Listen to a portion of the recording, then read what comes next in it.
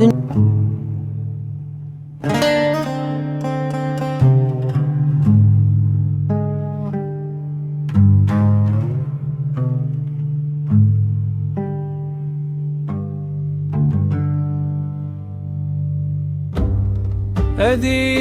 eser gele min rabe denge xwebde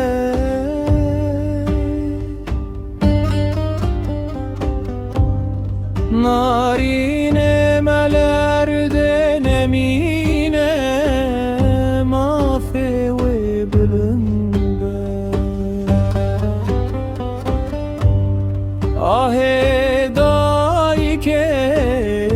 يكسل kişi ezmanan zulma malbate ve rojeke bqerde bqede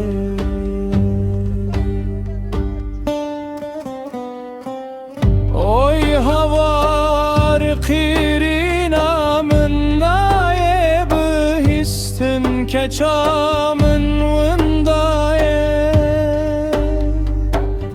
ki can desten haindir ecbun boten arinamın cegeremin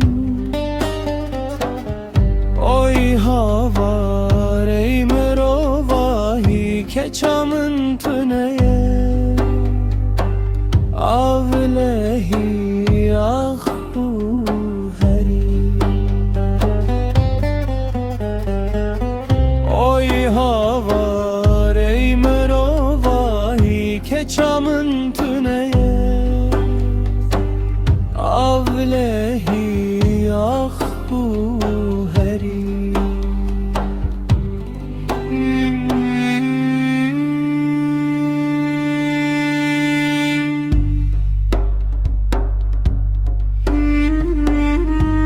Son eşik bu. Artık bundan sonrası yok.